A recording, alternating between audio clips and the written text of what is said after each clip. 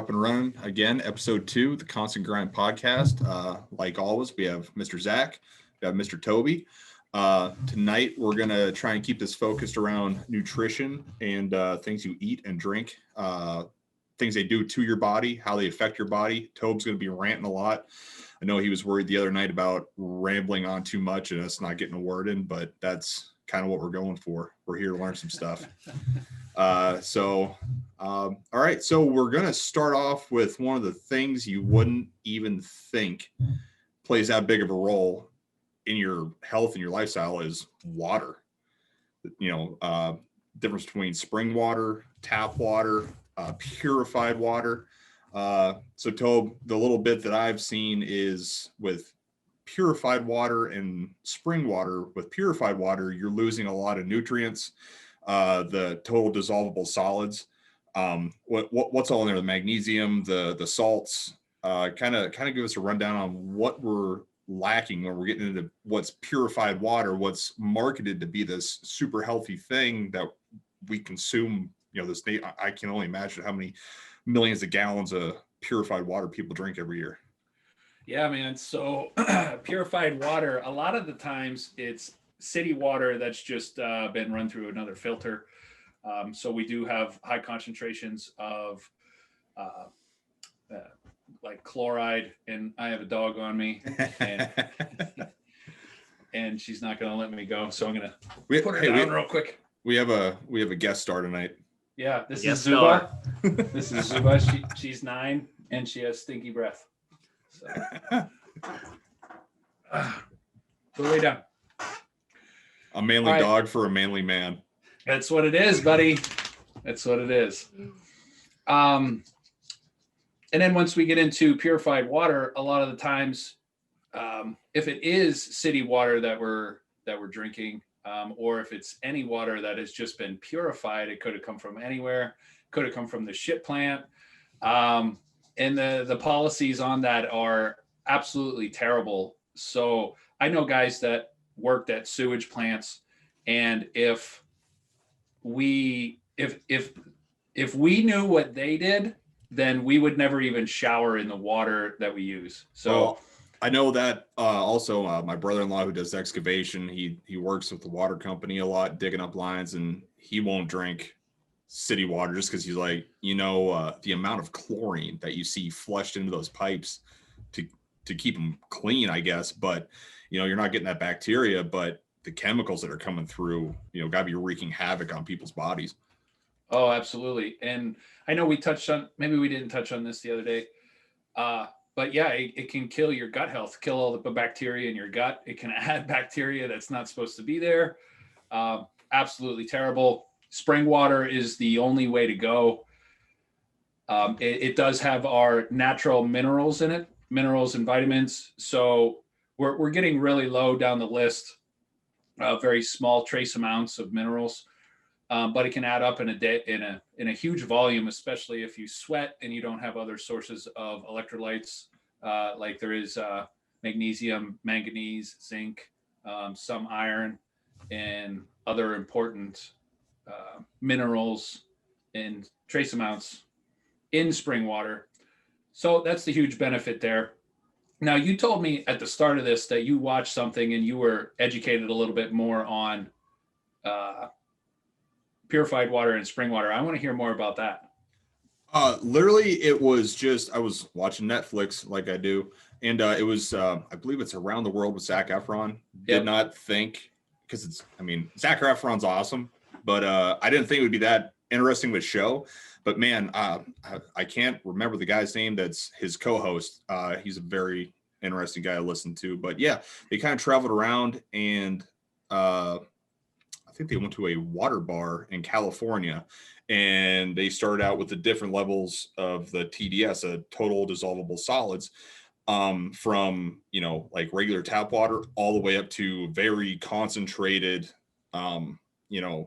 water that has very high levels of all these minerals in them that I guess for whatever reason you couldn't even get it in this country. But they kind of just did a very general overview, kind of laying some light out there, which piqued my interest on just not even thinking, how the quality of water. You think water's water. You don't think there's different levels of it. You don't think there's water that's better for you. You think, oh, I'm drinking water, it's doing good. One thing they did mention in there was that the purified water, now correct me on this, Tobe, they can add back in some of the minerals or a more concentrated amount of the minerals. So it's still purified water, but it's enhanced with such and such for flavoring and to give it some mineral content. But if it doesn't have that replaced back in there, it will actually pull mineral content out of your body, which in a way is you're drinking water and it's dehydrating you at the same time. Absolutely. Like it's amazing how many people don't know. So if you live in an area that you have well water, most people they could put a water softener in because the well water it dries your skin so bad and it's real hard and leaves nasty stuff all over anything it touches. And people will drink that, and I'm like, it's salt. There's so much saline in there. You're dehydrating yourself every time you take a glass of that. And they're like, oh, really? I've been doing it for years. No wonder I'm always so thirsty. And I got two things. A water bar. I never heard of that ever. California? I never heard of it. I don't know. And another thing is, I never knew you could taste the difference in water because I grew up on spring water, and now we get jugs of spring water and bring it home for my parents because there's a totally different taste. It's weird. It's actually weird. There is too. And then water has to be alkaline. So water can be either alkaline or acidic, like Fiji water and other artisan spring waters. They're very alkaline. So the pH in them is 7.2 or above, which means it's almost silky. Did you ever have a Fiji water and it almost feels like cool silk in your mouth? You can notice a texture to it. Yeah, it's like soft, right?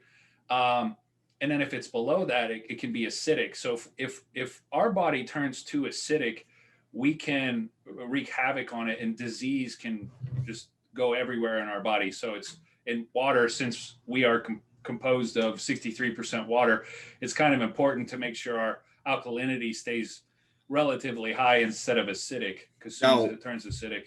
Can you go the other way with that? Can the alkaline be too high and you start getting adverse effects from that? That is a great question. I'm going to have to look into that. I know there's only one water out there that I've ever seen. It's like a 9.2 alkalinity or a 9.8. That's really, really high. And I don't think there's any reason for it. But to get that alkaline, you would have to eat a ton of greens. You would have to drink a ton of water. You would probably have to take pH tabs or other things that can, like supplements that can raise your pH. And I just don't know how easy it would be. You would have to intentionally try to overdo it. Gotcha. That's like when we had spring water, remember my parents, they had copper pipes, and it would actually, there are so many nutrients in the pipe or in the water. I think it would sort of like the pipe, like eat through the pipes or whatever. Yeah, usually I don't know if it would eat through, but it would corrode it for sure. Corrode it, like corrode it. All right, quick Google search here, healthline.com.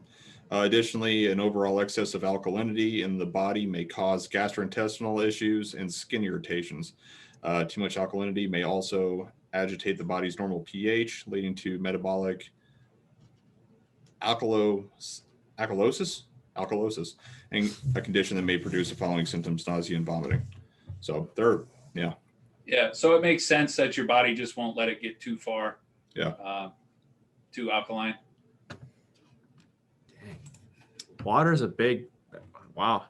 Another cool thing I saw on there was the way Paris has their water set up. Anywhere in Paris at any time, there's fresh water. They have it piped through drinking fountains, refill bottle stations. And the way they treat their water is, I believe it's all chemical free. They run it through a few different size, micron size filters, and then treat it with UV light. So you're getting the bacterias, you're getting your solids, the big stuff, the leaves, the dirt, the mud, algae particles out of there. But then to purify it is with UV light, these massive vats with this, super intense UV. I don't know if it's UV or UVC light, but to kill viruses, bacteria, any kind of pathogen that could get in your body and kind of wreak havoc. So, but yeah, they set it up that way. So one, it cut down on the consumption of bottled water. So their plastic bottles or, the consumption on those and the waste generated from those is way down. And then not only that, the homeless in that area have access to clean drinking water. Yeah. And it's absolutely free. Yes. So it's absolutely amazing. free. Yeah. Now so you do a workout, you bust your ass. What would you rather do? Would you rather drink water or Gatorade? Gatorade is absolutely terrible. Is it? Okay. Yeah, That's what I was. Unfortunately, I know it was really hyped up in sports and things like that. And they say it replaces electrolytes, and it literally has less than 2% of one electrolyte in it, in less than 0.1% of others. So and then the artificial flavoring, or if the sugar's in it, it's no good. Okay. Now what? Because I know there's some other products out there like Liquid IV. There's actually a ton, like Pedialyte. Look at Pedialyte. Yeah. They are. To this day, I can't find something as good as Pedialyte just without sugar. So it's really unfortunate, but Pedialyte, they really did an amazing job with everything that has to do with dehydration, other than that their sugar content is so high. Now, what's your thoughts on like Propel? Once again, artificial flavoring, very, very little electrolytes. We're talking one electrolyte, potassium, and it's less than 2% for one bottle. Gotcha. So it's very, very minimal. You would have to drink, a case of it to actually get any benefit from it. But I don't know if the artificial flavoring would take over and actually ruin your GI tract. Gotcha. Yeah. Gotcha. So down my way, city water is absolutely terrible. I go to a natural or a spring water station, and I fill up big jugs and I bring them home. Because stomach cancer is the number one killer in my area. And guess what that's related to? City water. Wow. Yeah. And people are still so close-minded about it, and they don't think that that's what it is. And it just keeps on killing. So I guess what would be, to make sure you're getting a quality water, how can you research that? So I know there's a few vendors in our area. You can get spring water, 5-gallon jugs delivered to your house. To know that you're actually getting a quality product, or even out at Walmart, you can go up and fill up the 5-gallon jugs with spring water. I guess what's the best way to research your options? There's actually a website out there. I'll have to rewatch this and then find it. But there's a website out there that actually any water sold or city water has to be tested, and it's listed on a website. So you can literally type in your zip code or the type of water that it is, and it will tell you everything that's in it, all the carcinogens in it, all the pathogens in it, anything that is in it, it will tell you what's in it, how much, and it has a danger rating to it. A lot of, it's incredible. But yeah, we'll get that, and we'll link that website down in the description.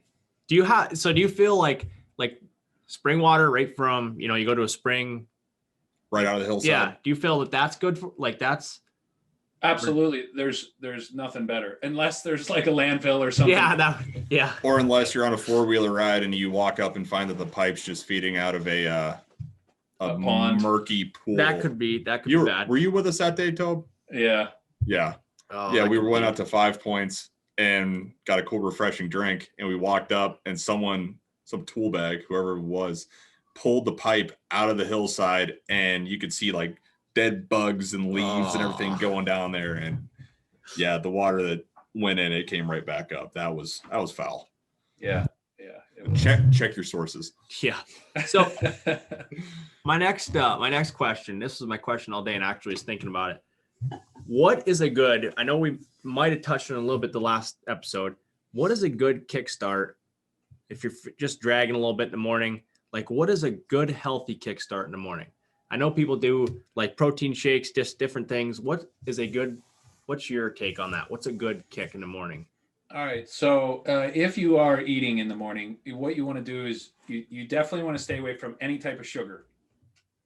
Once you sleep, your body you're fasting, right? So say you ate, let's see, what time is it?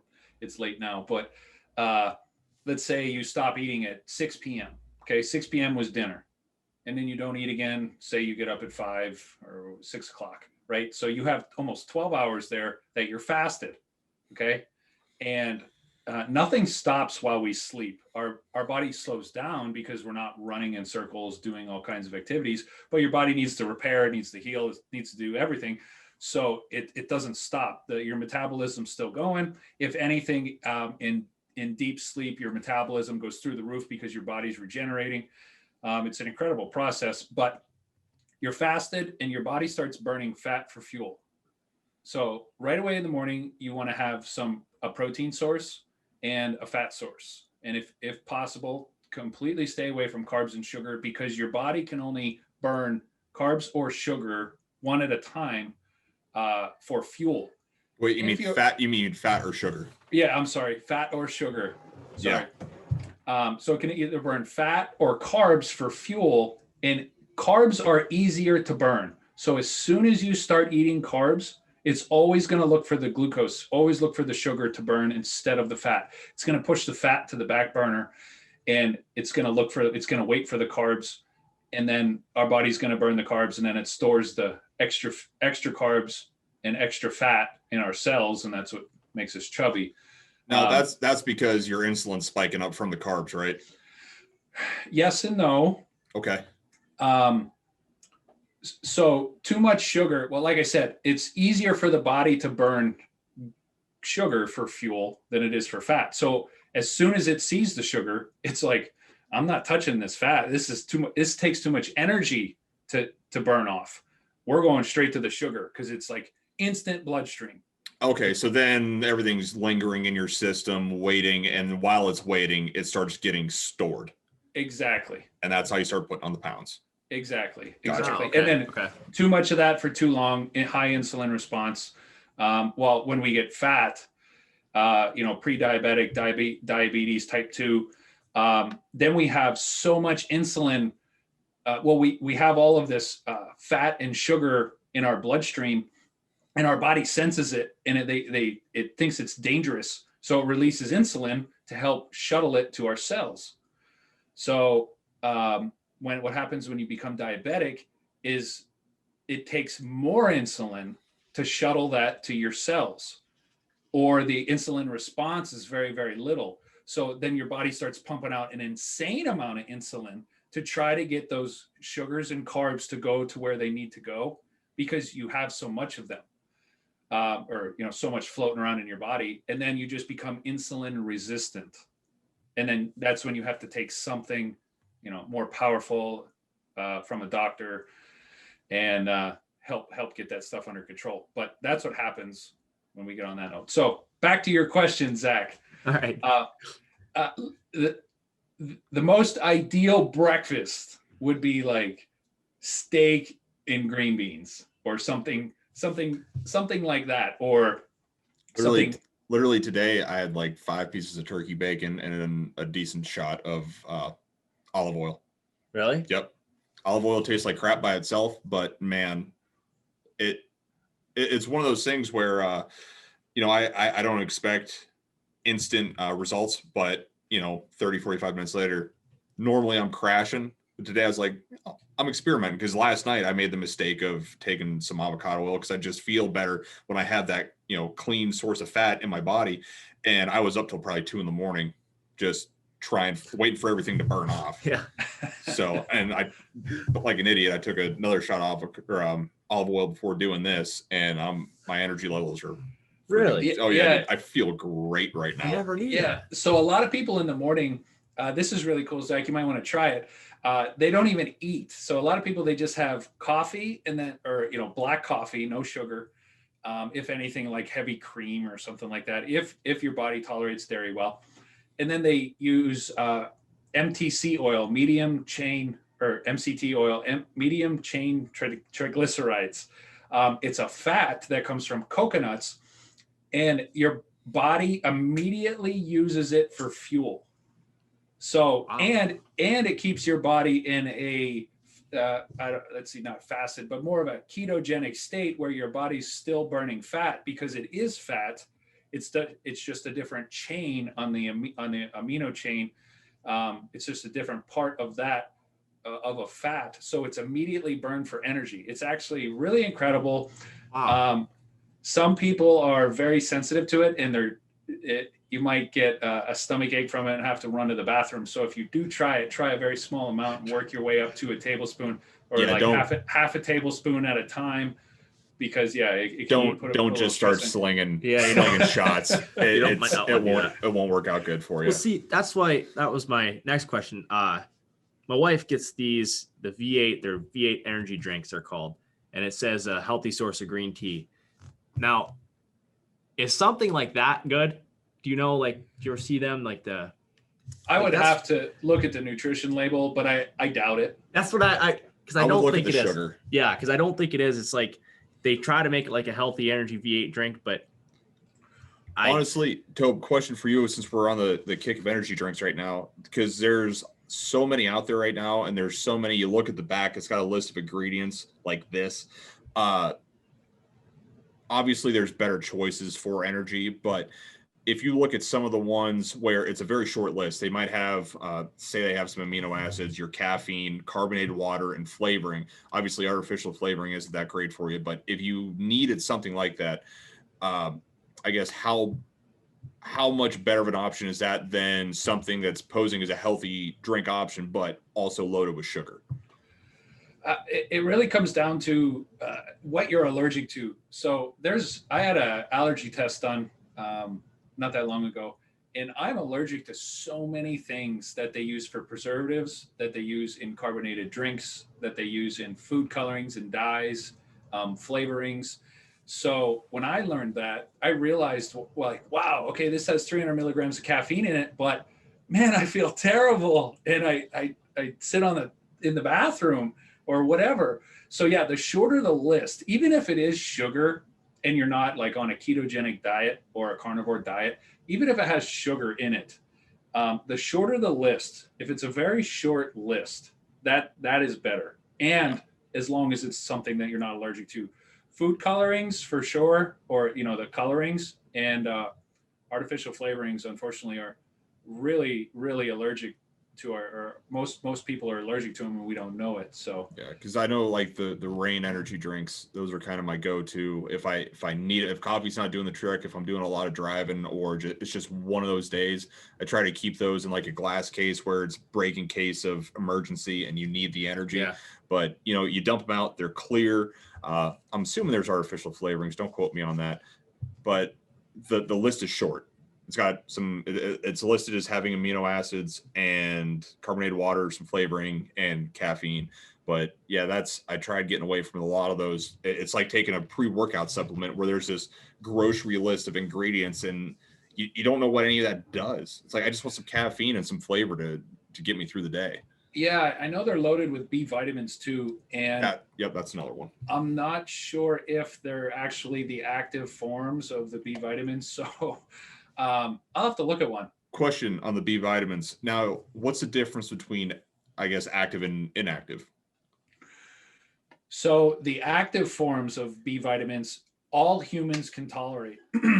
Inactive forms, or I don't know the correct term for this, but yeah, the inactive forms are, I don't even know how they're still classified as the same, like say B6. I don't understand like how there can be two types or four types of B6 when one is the active form that all humans need, but yet there's three other ones that are still classified as B6, but humans can't use it. So now would that be, so you're looking at a nutrition label and it's B6 as blah, blah, blah. Yes. Okay. Yes. And I mean, if I would have known we were going to prepare for this, I would have grabbed or made a list of all the active forms and things like that.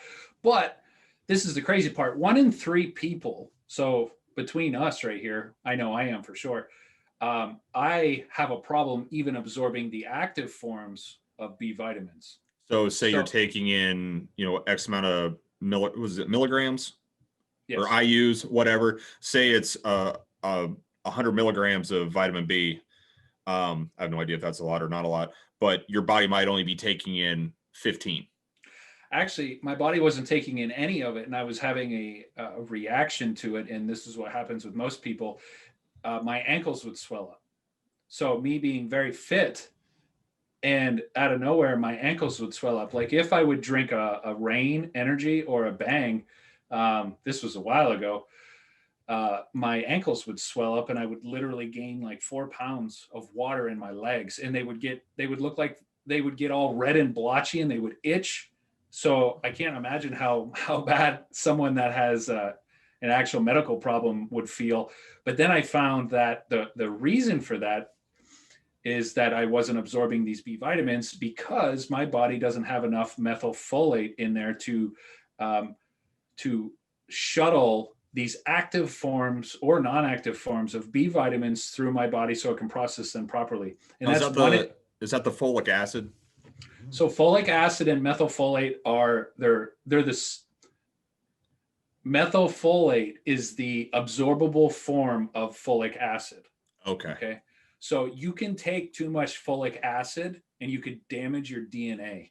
Okay. So it's actually pretty wicked, and it's crazy that you can just go to the store and buy it.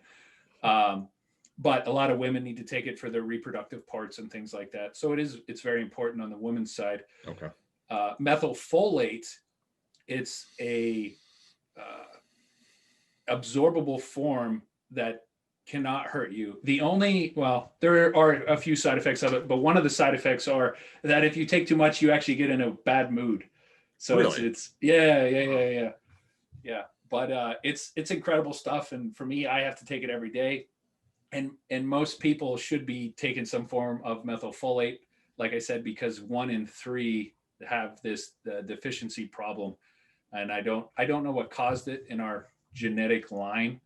But yeah, it's so pretty wild. Can you get that?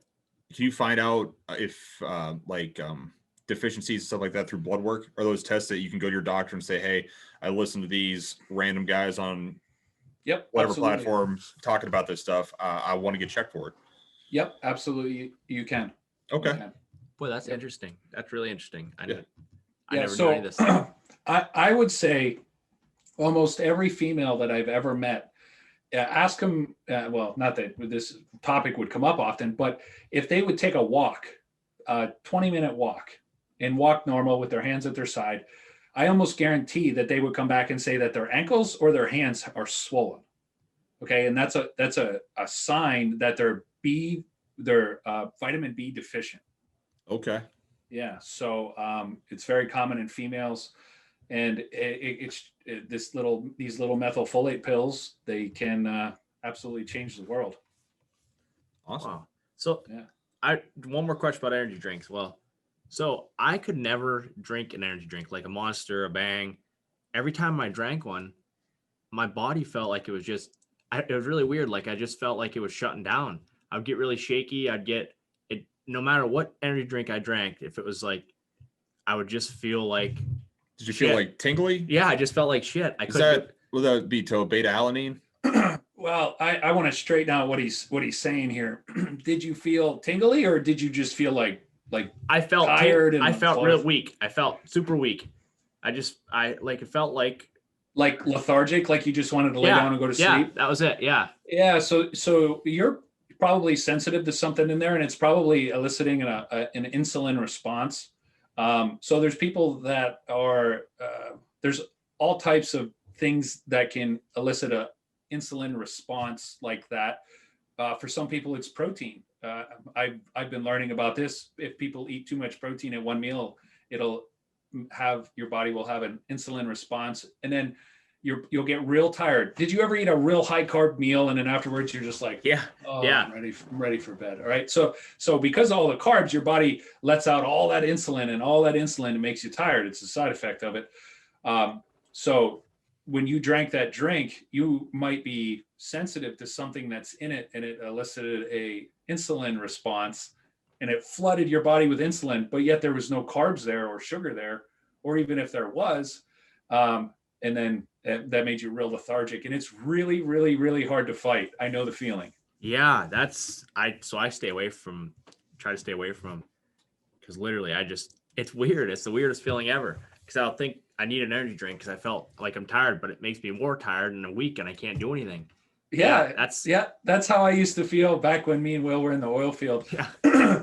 Will would be slamming Red Bulls, those 5-hour energies, and I'm just like, I every time I would even try a sip, I'd get 10 times worse. Yeah. And I don't know what my deal is, because it's hit and miss. Sometimes I'll feel great, and then other times I'll be sleeping, and hours later it's like all the caffeine was just hanging out. It's like, wait till he's really asleep. All right, now we're gonna go jack him up, and then it's like it all comes on at once.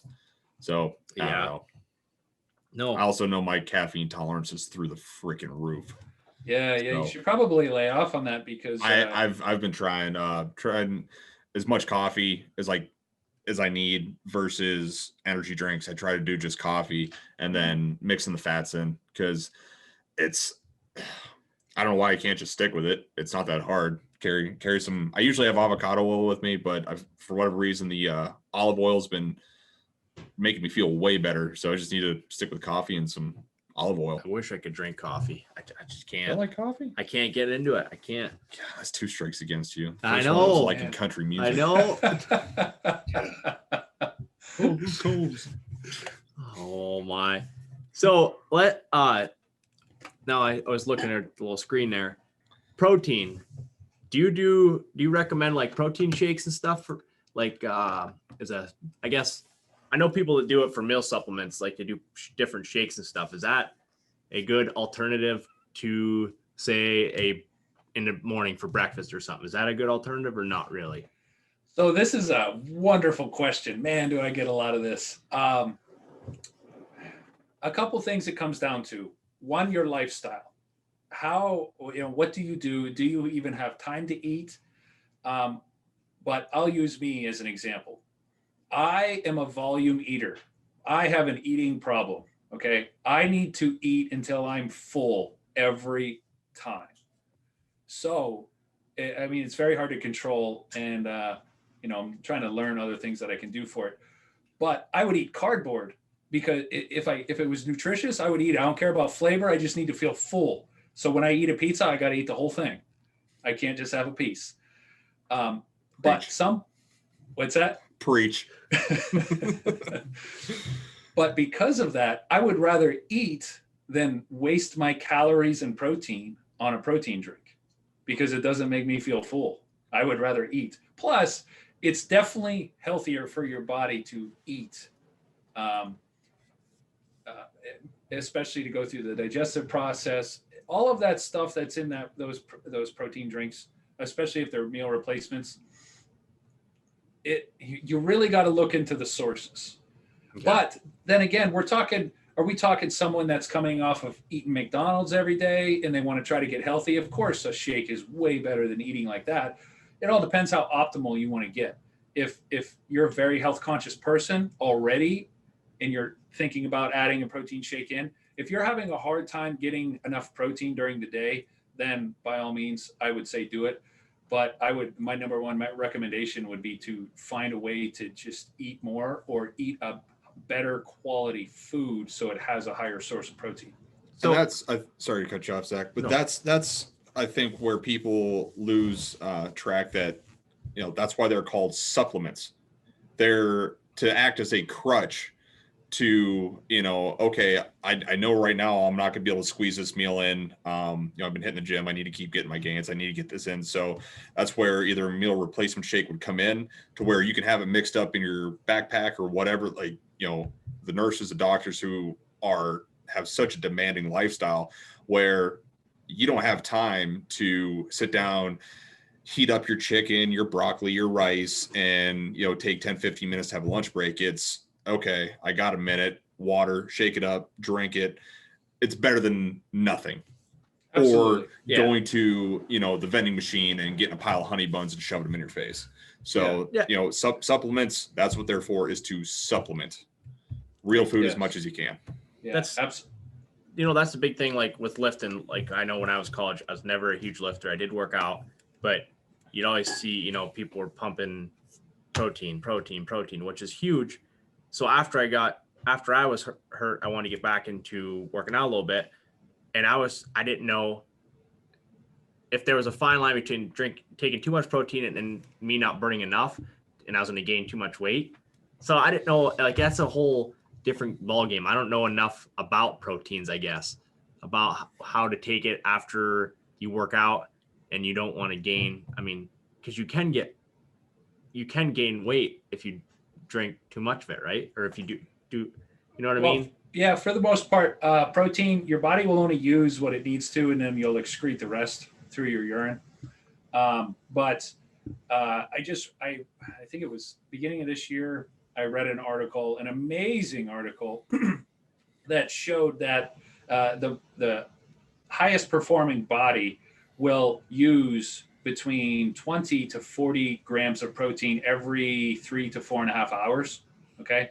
So that doesn't mean that we have to eat every 4 hours, or, I mean, if you want to, you can, that's absolutely fine too. But a lot of people, they eat 3 meals a day or they fast and things like that. But it's just showing what the body can absorb in that time frame. Okay. So Zach, you're a smaller human than me. So, you know, you might be closer to that 20 grams every 4.5 hours. I might be closer to that 40 grams every 4.5 hours. But this is what's amazing about that study is it showed that if I would eat 100 grams at one time, it would actually slow down protein synthesis. So that's the body using and absorbing the protein. Okay. It would slow down protein synthesis, and my body wouldn't even absorb as much as I normally would use. Like if I was eating only 40 grams, my body would use all 40 grams. But if I eat 100 grams, my body would only absorb maybe 20, because of it's amazing. It's crazy. Wow. Learning all of this stuff. Yeah. That is so interesting though. I mean, this is, like I said, a new part. I don't know anything about this. So it's definitely a huge learning thing for me. And that's where it comes down to anyone listening to this, to the trial and error. See what's working for you. Because like Toby said, you know, might be taking in 20 grams. He might be taking in 40 grams. You know, you might be some oddity on the you know, each end of the spectrum, you know? Right. Plus, I tell everybody this, anybody who wants to change their body, if you want to gain weight, if you want to lose weight, you have to know what you're eating. So you have to track your food. It doesn't have to be forever, but you have to track it. And MyFitnessPal, that app has been around, oh my goodness, for 15 years, if not longer already. It's really easy. It's free. You track everything that you eat, and it tracks all the protein, carbs, and fats, and that adds up to your calories. And that way, if you want to gain weight, you track what you've been eating, you know, for a week or two, and you could say, okay, look, I'm not eating enough, or I want to lose weight. And you're like, holy cow, I didn't realize I was eating that much. That's the only way we can change how we look, no matter if we want to get bigger muscles or if we want to lose weight. It doesn't matter. You have to track it. Now, here's a question to go off of that the wife asked me, because I asked her, I said, hey, what are some questions that we could talk about that you have? And the one was, I know I talked to you about it before. When you are trying to lose weight, you're trying to, you know, get ready for beach season or whatever. For people that aren't seeing the results, they're in a calorie deficit. I know your suggestion was to eat more calories, get your metabolism up and going. How can people kind of get their head wrapped around, or what's the process to where, you know, you're kind of adding more fuel to the fire, is the way you explained it to me, to where your body's, you know, you're not getting enough calories. So it kind of goes into conservation mode, because our bodies are really good at being efficient. If it knows it's not getting all this fuel, it's going to start shutting down some systems. It's going to start being more conservative. Whereas if you're not putting in an excess, but a larger amount of calories, that metabolism is going to be fired up. It's going to be burning hot. And then when those periods of fasting or where you're not eating, that fire's already, you know, flared up. It's burning hot. It's going to benefit you more to cut those calories out, or stored calories that you have. Sorry. Yeah. So I guess give me a straight question there, buddy. Okay, so explain to me how eating more calories when you are, so someone's eating 600 calories, they're not losing weight, their body's storing it. You're right. Okay, so I get that a lot, especially with clients and people that want to become a client. Everybody thinks that if you eat less, you can lose weight. Okay, and that's true for a moment. Okay, or it might be some period of time. But your body's only going to allow it to go so far before, like you said, it gets into conservative mode, and it's going to try and save your life, and it's going to store that stuff as fat because it knows that you're starving. Okay, so whenever we go above, I call it our target deficit. Okay, our target deficit is a caloric number that anything below that number, you're going to lose weight. Anything above that number, you'll gain weight. So it's like your maintenance level. Okay. So if she's not even at the maintenance level, how is her body going, or if she's not even close to the maintenance level, how is the body going to lose weight? So a woman that I just started helping, she was eating like 600 calories a day. Crazy job. She works out 2 hours a day, 2 hours, an hour doing cardio and an hour with weights. And while eating 600 calories. Between 600 and 800. Okay. Okay. And she's like, I know that the only way I can lose weight is from eating one meal. So I just eat one bigger meal, and it's not working. It's not working anymore. And I said, wow, okay, this is, so obviously it's not working. Can you agree with me that it's not working? And she said, it's not working. And I said, okay, great. We're going to try something new. And she's like, okay. And I said, we're going to have 3 meals per day. And you're going to eat around 1,700 calories every day. And she said, oh my God, that's so much food. And I said, you're probably going to gain weight. You have to do this at least for 2 weeks and it's going to be clean food. You're not allowed to eat crappy food. And she agreed, and she didn't want to eat crappy food. And she was eating pretty decent, but she was only eating 600 to 800 calories of it. And a week into it, she messaged me and she said, I can't believe how much food I'm eating. This is ridiculous. And I'm losing weight. And I'm like, that's what it is. Your body, she was already pushing her body so hard and just not feeding it. And as soon as we fed it, she started losing weight like crazy. Yeah. Wow. And that's another thing I think people lose sight of is that, a lot of us, regardless of what your job is, if you're up moving around long hours, or if you have a high intensity job, if you're out there, working construction or whatever, if you're, expecting a lot out of your body, you need to be putting a lot back in, or else you're going to have some real adverse effects from it. Absolutely. So kind of going back to protein, I know that there's a large spectrum of protein, or I guess different qualities. So you're looking at, protein, you look at the back of a thing of peanut butter and it says, 10, 12 grams of protein per serving. It's like, oh, wow, there's a lot of protein in this. But the grams of protein you're getting from that peanut butter are not comparable to, say, a piece of chicken or a Delmonico. Can you kind of give us a rundown on that, Toby? The amino acid profiles and stuff like that? Yeah. So the first thing I want to touch on is that I think that peanut butter is a very, very terrible choice for anyone, just because the carb to fat ratio is there's no ratio. It's almost 1-for-1. So there's no benefit to eating it because it's damaging you. There's no benefit. I think there's no benefit. There's other things out there like sunflower seed butters. Like there's this one, the name escapes me, that I buy, and I go through like 3 jars a week. But it's an organic sunflower seed butter, and it's absolutely delicious. But it is literally in 2 tablespoons. There's 4 carbs, and the protein is very high, and only 4 carbs. That's incredible. I think a teaspoon of peanut butter, there's 6 carbs. And I think a serving is 1 tablespoon. So you're talking times 3, 18 carbs, around 18 carbs per serving in peanut butter. But anyway,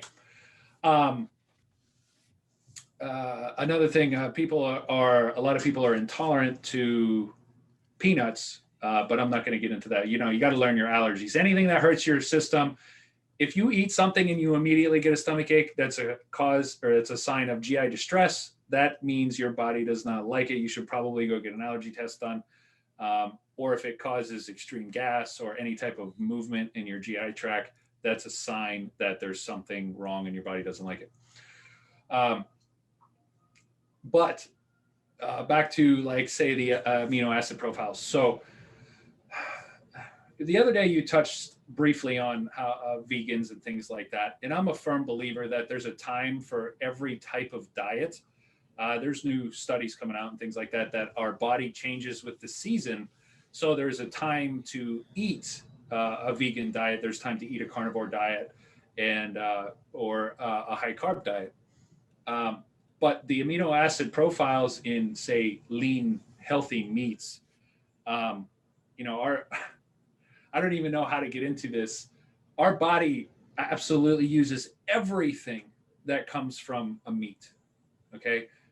All the fats, even the saturated fat, all of the amino acids, the collagen that, we rarely eat collagen, or, the joints and ligaments of animals, because we're just eating a big center cut of meat.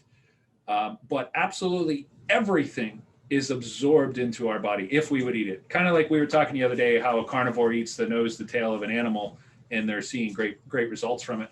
Because our bodies are able to absorb literally every amino acid profile that comes from that animal. Now, as in peanuts, I don't have a list up in front of me.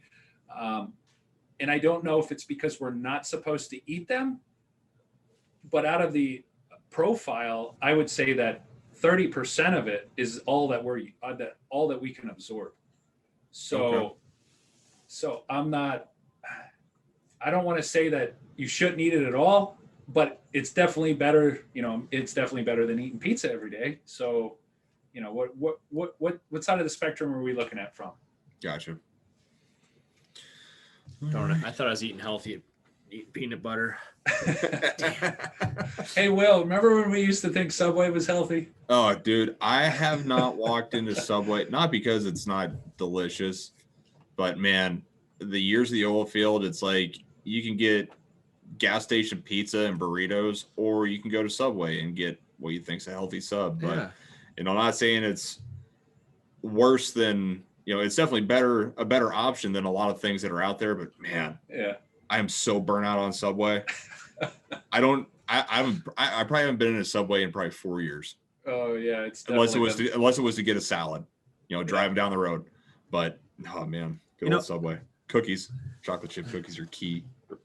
On point. You're talking about Subway. I don't know what made me think of it, but we've been getting organic, organic lettuce from Walmart. Brittany gets this organic, a spring mix, or like the organic stuff, and it's unbelievable how quick it doesn't last very long. Oh no, compared you need a pile of it. Well, yeah, but compared, I mean, there's no pesticide. It doesn't last, and no preservative. And sorry, the other stuff is like, it's crazy. That is just crazy that we eat. It's insane. It blows my mind. When I saw that, I was like, wow, and we eat that. Yeah, because you got to think. You go out to the garden, you pick it out of the garden. How long is it going to last? Exactly. You thought I ate it fast. Yeah, that's what you're a skinny guy. You like lettuce? I don't know. Oh man, that's just crazy. It's crazy. So going back to I guess protein powders. Do you have any insight on plant-based protein powders versus whey or casein? I think there's some, meat-based protein powders they have out now. Yeah, I seen that. I never looked into them. I don't know actually how meat-based they are or anything like that. I never actually looked into it. But that would be amazing if there actually was, and if it was real. But I don't know. You'd have to do a lot of research on it. But back to the plant-based proteins, most plant-based proteins have a lot of pea protein in it. Yeah. And I actually wrote this down because I always forget the word. They are pea proteins are they're converted into uric acid. Okay. Okay. And that causes inflammation, and they are filled with phytates. Okay. So every leading expert that I listen to or that I know in the fitness or the health and wellness world, or all the doctors that I listen to, every one of them says that no one should ever be consuming pea protein. Okay. Really? And yeah. So I read an article. I can't remember where it's at because I knew I wanted to talk a little bit about pea protein, but I could not find it. And this one doctor, she listed everything, all the negative things that are in pea protein and how the body just doesn't absorb it properly. And there's absolutely no benefit. You're doing more harm than good. And she listed out everything. Pretty incredible. But, once again, are you coming from a McDonald's based diet, or are you already health conscious person and you're trying to be a little bit healthier? So it's what about hemp protein? I know that's the thing that's kind of taken off.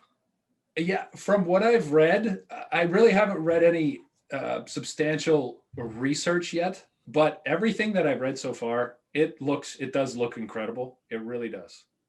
Okay. I never heard of that. Yeah, I know Mr. Joe Rogan. I believe on it, they have a hemp protein out, and that's what he suggests. That's what he takes. Wow. But all right, so pea protein's bad. Thanks, Myron. I'm gonna throw my pea protein away now. Yeah. Vegan, Well, I mean, hey, do your research if that's something. My advice does not replace the advice of a doctor or someone that's higher qualified or even less qualified than me. I'm just a guy ranting on a radio.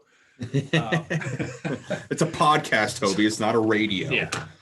So you're saying it takes a lot into getting healthy and getting jacked. It's one of those things. It's how far down the rabbit hole do you want to go?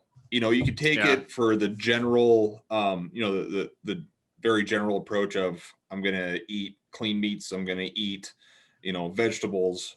And if it's working out for you, great. Or you can dive down that rabbit hole of picking apart everything, doing the research on a piece of, regular chicken versus a piece of organic chicken. And you're going to probably run into a whole pile of data between the two where there's good stuff, bad stuff, the pros and cons of everything. So, oh yeah. And the quality of food in this country is absolutely terrible. So, I know it's expensive, but if you can ever afford anything that's organic or find better quality meat, whether it's locally raised and grass-fed, grass-finished, those types of things, it's absolutely terrible. Let me tell you this little fact. This is absolutely amazing. Okay, so in the beef world, how they mass produce beef, okay? Did you know that they bring in literally tons and tons of Skittles and M&Ms that don't make the quality control cut, and they feed it to beef? Really? For like marbling, or just to pack on pounds? Just to pack on pounds. Wow. Really? Just because it's cheap, because they're getting rid of it anyway, and they probably get truckloads of it for very, very minimal price. Okay, but you're talking about an animal that has multiple stomachs that is supposed to, roam and eat very slow, right? And they have multiple stomachs because it takes them a really long time to process the food, right? You're breaking down all that plant matter. Exactly. Okay, so that's, I mean, I could touch on dairy with this too. That's why, they have multiple stomachs, and a calf drinks cow's milk, right? Well, we have one stomach, and we're the only species on the planet that drinks another species' milk. Okay. I'm happy you brought this up. Just to interject real quick, my doctor, she is very anti dairy. I think she has a 9 or 10-year-old daughter. She said that has never had dairy anything. And the way it was explained to me was, you got to look at a baby cow and what it's doing to that cow versus us. That cow is drinking that milk to put on hundreds and hundreds of pounds of body mass in a fairly quick amount of time. we don't want to do that. That's not something anybody wants to do. And the inflammation and all the problems that come along with that. Sorry to jump in there, Toby. Go ahead and continue on. Just a fun side story. Yeah, absolutely, man. And that's all this is about. But yeah, so they'll bring in Skittles and M&Ms and feed up to this beef. And they're not even allowed to roam, right? They're stuck in a pen, their head's in a trough in America, right? This is how it is in America. And they just eat and force, they're just, not that they're force fed, they're willingly eating, but that's all they're given. Yeah, exactly. That's too much. So what happens when a cow keeps eating and eating and eating and its digestive tract is rushed? Okay, what happens is it gets sick. Well, there's a rule in America that says that you're still allowed to put no antibiotics ever on a meat label, even if the animal did have antibiotics, because by law, they can't kill an animal that's sick because, one, it's sick. Two, what if it has antibiotics running through its blood or running in its veins right now? Okay. So if it's sick, they have to get it healthy because it can infect all the other ones. So they give it all these antibiotics, and then, the last maybe, a few weeks of its life, it might be actually not sick.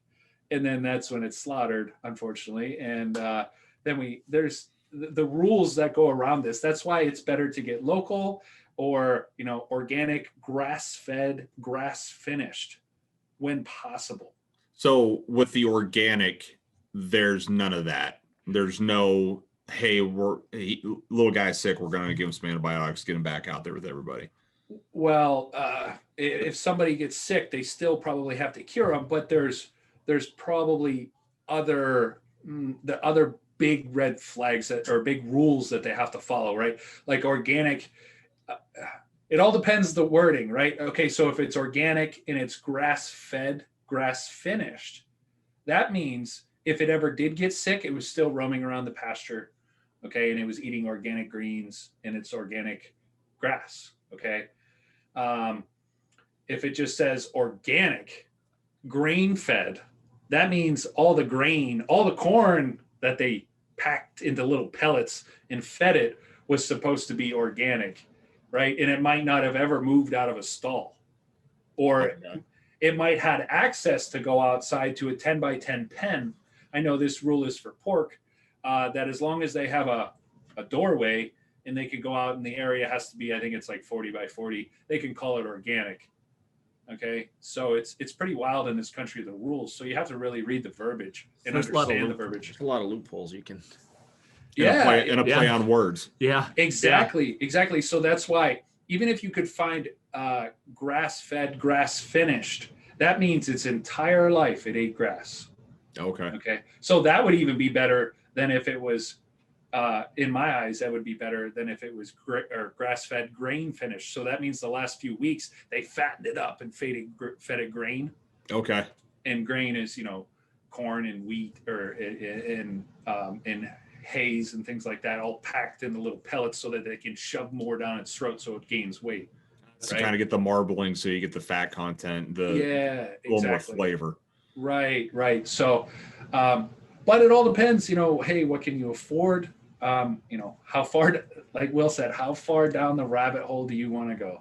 Yeah. And it kind of comes back to the macronutrients and the micronutrients that we talked about the other day. If you're going to the gym, you want results, you're going to get results eating, the cheap chicken and, the non-organic vegetables, but you also have to consider all the micro toxins you're taking in along with that. And it's not necessarily going to be a short-term issue. You might not see any effects, 1 year, 2 year, 5 years, but 30, 40 years down the road, what doors are those toxins opening up, for cancers and all other kinds of diseases? A chronic inflammation, that's a big one that I know a lot of people don't even think of. That's one I'm fighting all the time to get the aches and pains and stuff to go away. And once you get that out of the way, it's, pretty easy to pay a little more attention to, what you're putting in your body. Yeah. And I would say too, that over the years, I'm talking like maybe the last 100 years, people have lost the ability to become in tune with their body. And I am trying so hard to be in tune with my body. Anything that happens in my body, or in my joints or anywhere, I try to find out the reason. And as soon as something changes, I know it. Like, like I'll eat something, and then I'll walk to the door, and then I'm like, oh no, like I feel something. Something's wrong. Something's different. And it had to be this new food that I ate. Oh, okay, I can't eat that ever again. And then it's like, okay, what's in it? So then I go home and I research the food, research, and then I'm like, okay, oh, that's why. Oh, I'm allergic to that. Look at that. I didn't know that that was in it. And it's incredible. But the more we're in tune with our body, and Zach, I'm sure that you become more in tune ever since your accident, because you have to. Yep. Yeah. So it's a gift to be able to feel these things, especially, even if you eat something and it's immediate gas or it's immediate GI distress. That's a really bad thing, because from that moment forward, your GI tract is inflamed. So I don't care if you eat the healthiest food on the planet, it's not going to absorb. It's not going to absorb properly. Anything you eat from that point on, it's not going to absorb properly. So after that moment, you should probably fast and let that clear, and then give your GI tract time to heal and rest. Because, if our GI tract, just look at it like a muscle. If you're constantly eating, right, you're constantly using your intestines, when does it have time to heal? When does it have time to take a break and recoup? It never does. Right. Yeah. Right. So that's also just looking at like the mechanics of the human body, go back a few thousand years where it was a hunter-gatherer society.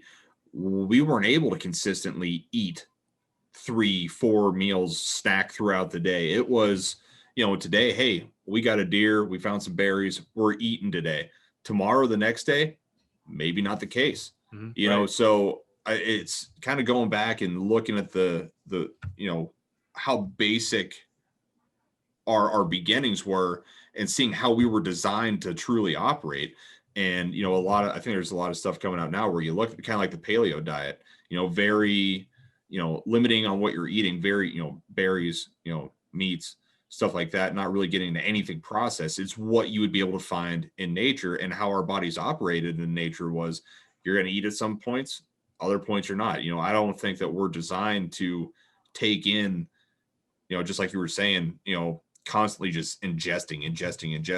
You do need to give your body a break. And I know from personal experience, doing intermittent fasting, there's days where, I'll stop eating at such and such a time, wake up, and I'm hungry, but my energy levels are through the roof. I'm thinking clearly. I feel amazing. It's like, I don't want to jeopardize that, because I know the second I eat something, it's going to bring me down a little bit off of that high. It's like this really amazing feeling of clarity and kind of being rejuvenated. And that's intermittent fasting is a whole nother ball game. That absolutely. If you're into chakras and things like that, they say your stomach is your second brain. And for me, that is absolutely true, 100%. If I have any distress in my stomach, I can be immediately mean. I won't be able to think, and it just ruins my day. My stomach does every time. So I don't even know why I try something delicious, because I know that it's going to put me in a bad mood, and it's literally like a light switch. It's terrible. I'm the same way. Like you're 100% right. My stomach's my other brain, because if I eat something, it literally just, if my stomach hurts or I feel weird, it's like it pisses me off. I literally, it throws the whole day. Throws off your energy. The rest of the day. Yeah. Intermittent fasting's we'll have to jump into that here sometime, because I want to know more about that. And I think that's a good way for people to segue into becoming more in touch. If you are feeling sluggish and you're just feeling off all the time, take, however long you can go. Obviously, if you have underlying health issues, talk to your doctor before you want to do any kind of intermittent fasting or going an extended period of time without eating. But give your body that hard reset, and then only introduce a couple things in. Stick to chicken, or a meat, one vegetable, or, one source of carbs, one source of meat, one source of fats, and see how you feel. And if you're feeling good, add something else in. If that brings you down off of that, feeling good high, then take that back out, try something else. It's not easy, but it's not this insane mountain that you have to climb that's going to have all these hurdles through it to, in my opinion anyways, to kind of get headed towards that direction of becoming in tune with your body. Mm-hmm. You Absolutely. gotta find a way to hit that clean slate, and then trial and error. That's, man, diet and exercise is trial and freaking error. Absolutely. And I want to tell everybody this because this is one of the most amazing things I've ever learned. A few months ago, so back in March when COVID hit, I was 35 pounds heavier than I am now. And I said, you know what?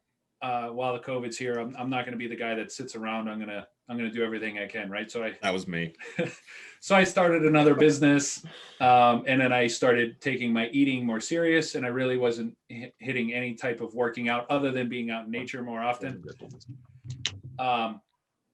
And I went back to the bodybuilding types or style of dieting where I was eating multiple meals. And that's how I ate most of my life. And that's how I always got results. And I tailored those diets. And it just seemed like it wasn't working. And I always felt so sluggish no matter what I was eating. And I eat the same food that I am now. It's as organic as it can be. Everything's weighed, everything's prepared perfectly.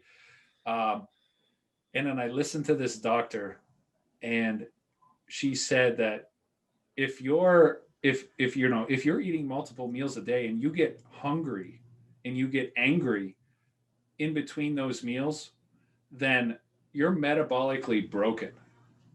And it caught my ears, and I didn't know. I was like, wow, I think this is she's talking about me.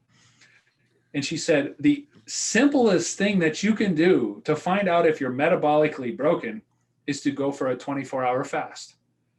And I was like, oh my God, that's it. I'm doing it. I'm going to see if I'm broken. But I'm in health and fitness, right? I've been doing this my whole life. I know how to eat. I know how to diet. And she said, if you can't make it to 24 hours, then, do your best. And then in a day or two, try it again, but work towards it. Or, if you can get 16 hours, then great. Then a couple of days later, try to go for 20. And if you could get 20, try to go for 24. So I did that. And I don't think I made it the first day. I think I made it to 16. And I'm like, you got to be kidding me. Like 12 hours of that was from sleeping. Well, not, 8 of it was from sleeping, but 2 hours before bed, 2 hours after waking up. It's like, come on, I shouldn't be angry now. I should be fine. And I wasn't. I was terrible. And my mindset was terrible. And I was really mad at myself. So then the second time I tried it, I made it over 24 hours. I think I ended up doing like 26 or 28. And I felt amazing. Okay. And from that moment forward, I restructured my diet, and I like I said, I like to eat a lot. I'm a volume eater. So I'm like, okay, well, I'm going to either do 3 meals or 5 meals per day. It all depends what I'm doing and if I'm doing something very physical or what I'm doing. But anyway, so I restructured that, and literally the 35 pounds went like that. And once a week for a while, every Monday, I was fasting for 24 hours just to make sure that I was not metabolically broken. And then I found all this amazing information about how fasting 1 day a week is so beneficial because it does give your GI tract time to recoup and heal, and all amazing properties. And a lot of people say, oh, well, if you're trying to build muscle, isn't that really bad? I haven't found any supporting evidence that 1 day of fasting is detrimental to muscle building. But I mean, hey, if you're like a big ass bodybuilder and you're trying to win some competitions, maybe that's something you should look into. But other than that, I think it's absolutely wonderful for everybody. But that's interesting. To add on to that 1 day of fasting, are the benefits you're getting from that going to outweigh the loss of gains, that you're losing by not taking those calories that day? Because with the fasting, what you have, your body's kind of doing a cleanse on itself. It's getting rid of a lot of toxins, dead cells, dead blood cells. It's kind of doing a forced rejuvenation of a lot of the, micro parts of your body. Absolutely. I would say that for the 99% of the world that fasting even a 24-hour fast 1 day a week is incredibly beneficial, and I would recommend it for everybody, unless you're that 1% or even less than 1% that of somebody that's trying to do something crazy with their body. But, or if you have issues with, blood sugar, yeah, absolutely. Don't do it. And that's crazy too, because other than if you're type 1 diabetic, if you're born with it, hey, that's one thing, and that's terrible that you have to live that life forever. But anybody that is type 2 diabetic, like it's all because of you. It's all because of poor choices. It can 100% be reversed at any time. Okay, so I still don't understand it. In doctors, how we go back to doctors, I don't know, do they not tell them what to eat? Or, oh, you need to eat better. Well, what does that mean, right? Yeah. In this day, what does that mean? There's so many foods out there. Just portion control. So I don't know if you've seen or talked to Bubba lately. He's killing it, man. Like, he's unrecognizable. Bub, if you hear this, still rooting for you, man. And it's portion control. I think he's down almost 150 pounds. Wow. Yeah, I think the last time I seen him, he was down 90. Yeah. That's awesome. And portion control and walking. Yeah. And that comes back to like we said in the first episode, a couple degrees, and that battleship's going to start coming around. Some small life changes can have some, over a very long period of time, can have some really profound results. Yeah, and a statistic on that is 83% of Americans overeat. 83, right? And Wow. I'm one of them. Okay, Oh, yeah. And too much of a good thing is a bad thing, right? So all of my meals, I have to weigh out every meal and put it in the smallest container, because I've done a ton of research that even says that, subconsciously, if you have the same amount of food on a small plate as you do a big plate, you're going to be more hungry when that big plate, as you're eating off of that big plate, because it's an empty plate and it should be full, right? Because you want to eat all of it. So you use a smaller plate, a smaller container, and you're like, oh my God, this thing's packed to the brim. This is going to be great, right? And so everything's weighed, everything's packed as tight as it can be into the smallest container that could fit everything perfectly. So that way, as much as I can, I am satisfied with it. And it's a mind game for you. It really is. You think about that. That's so true. It's that mind-body so connection. True. So, Zach, a question for you. After your accident and you were in the initial recovery stages, was there any nutrition guidance given to you? No. Because I know, like with Nathan, his whole, this freaking psycho would be walking 40 miles a day, eating 5,000 calories. Well, I got to tell you, okay, when he was doing that, me and him, I was helping him with his diet. Towards the end of it, when he was walking a lot. Nathan, if I find out you were bullshitting me, I'm going to freaking fight you. No, I don't think he was bullshitting at all. And he was actually eating, I think, up to 8,000 calories at one time. But I had him, he's like, oh man, I absolutely love it, but I need my brain to be better. I want my brain to be better. I'm like, dude, we need to get more oils in you and more fats. And he's like, well, I don't want to eat more. And I'm like, well, then take oil. So, I showed him how to find the best oils that he could. And he's literally taken like 20 tablespoons of olive oil a day. I remember getting the Snapchats of him. It's like, 40 miles in however many, 10, 12, 14 hours. That's all he would do. Yeah. Just to kind of give some context, he wrecked a side-by-side and he was trying to recover his brain. The body was healing, but the brain wasn't. So he, doing insane things like loading the whole front end of a backhoe with one arm, loading wood all day long. And all organic, nuts, seeds, lean meats, and then the fat. Well, I should say lean meats because he was taking in a lot of fats, but the amount of calories he was taking in and the amount of energy he was exerting every day was just truly impressive in itself. But he also had a lot of guidance. I'm pretty sure he had a doctor that kind of laid that out there for him. And then, working with you, Toby, you kind of gave him some more insight there. But so with you and your recovery, nothing. Like literally This is your insight into it. Like I never ate horribly throughout my whole life, really. Like I never really ate McDonald's every single day or nothing, but it was no, really. All they told me is pretty much get a bigger chair because you're probably going to gain weight. It's like, really? Thanks. That's a great thing. That's kind of infuriating. Yeah. You tell me I can't walk first, and then you say you're going to get fat. And no insight into recovery or, hey, this can improve your chances. No, there was really nothing. So they just thought, basically, when I left, it's like, this is your new life. That's where you're going to be. And that didn't happen. So I guess if you're hearing this, if your doctor's telling you that, find a different doctor. Yeah. Get on Google, get on YouTube. There's so many success stories out there. Oh, it's amazing. I'm sitting next to one right now. Not supposed to use his arms. There he is. It's amazing. It really is. And it's only going to get better. Yeah. Yeah.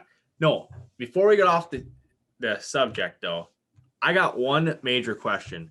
You know how you hear people say they're dieting, they're working out, but they have their cheat days. Is a cheat day a real thing?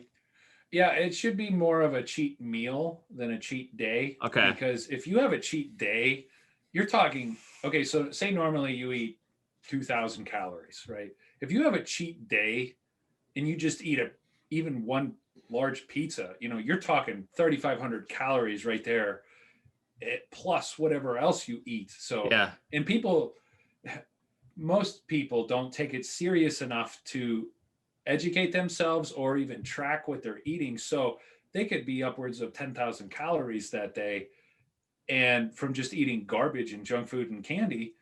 And that's just absolutely havoc on your body. I was thinking about that question all day. When we were going to talk about this, it's like, you always hear people say they diet, they work out, but they're going to have a cheat day. This is my cheat day. And they're literally eating 2 dozen wings and fries. And it's like, wow. So what'd you do all week? I mean, sort of. Well, not only that, but you also have to look at what your personal goals are. If you're on this journey to cut as much weight as you can, or whatever it is, and it's like, okay, I'm going to have my one meal that I love and then get back on track. Great. If you want that cheat day, it all comes down to what you want to do and what you're willing to give up. Yeah. Just go into it knowing what the consequences are. That's the unfortunate thing of when I fall off the wagon. I know how much I'm sucking, but I'm consciously making that choice to, eat whatever has gluten, have a beer, not, instead of getting a chicken salad, getting those wings and fries. So it's all about what you're willing to give up and how far you're willing to set yourself back for that luxury. Mm-hmm. I agree. Right. Accountability. Absolutely. And a new doctor down in Florida last year and this year, he's been doing a lot of studies, and he found that I love this. This is absolutely wonderful. So if you structure your diet for 2 weeks, if you diet hard and follow it on point, okay, he said the body is performing and having better results if you do that for 2 weeks, and then you go back to a maintenance caloric number, and you can eat whatever you want as long as it stays in that maintenance caloric number. And then 2 weeks strict in that deficit number, and then 2 weeks maintenance number, but whatever you want. So your body will kind of reach a homeostasis where it's. Yeah, but the body's actually getting, so he's trying to find a way for people to be sustainable at almost a stage ready body type. Like if they were going to compete, as close to it as possible, but how to be that lean and that athletic without the old style of dieting. Like how can someone sustain that life and look that good forever, right? Yeah. Because when someone's that lean, it's impossible. You can't hold that physique. It's too lean. It's impossible. You're too dehydrated, blah, blah, blah, blah, blah, right? So yeah, he's doing all this research, and he said mainly most of his research is on women because more women volunteer for all these studies than men. And he said, and the women actually do better in actually following the rules. Go figure. But yeah. But he said they're having phenomenal results, and they're not having a hard time sustainably keeping their body. and it's incredible. So I was very impressed with that. So that just shows too. Yeah, if you want to still eat whatever you want, you can. There's just guidelines to follow. More work. Wow. Constantly grinding. Yeah. Well, I don't know. What else you guys want to talk about? Well, how long are we into it before we start another? We're about, I want to say about an hour and a half. Oh my goodness, are you serious? Yeah. We started right around 9 o'clock. Yeah. It's 10:30 right now. Oh my goodness. All right. And killed it. We still have a laundry list of stuff to talk about on here. Oh yeah, and everything that I've added to these lists, I mean, we could have almost made a full episode on. Yeah, an hour and a half. That's a whole freaking Hollywood movie right there. It was very. Yeah. All right. You guys want to cut her off? Yeah. Absolutely. All right. Well, hey, thanks for if you made it this far, thanks for listening. Hope you guys took something away from it. Like Toby mentioned before, none of us are medical professionals, doctors, none of that. So please do your own research, talk to your doctor. If we are wildly wrong on something, shoot us an email. We want to be putting out the right content for you guys to take in. constantgrindnetwork@gmail.com. We'll leave it down in the description. Hit a like, give us a subscribe. We'll definitely appreciate that. So, we'll see you guys in the next one. Thanks for listening. Thank you. Thanks, guys. Yeah.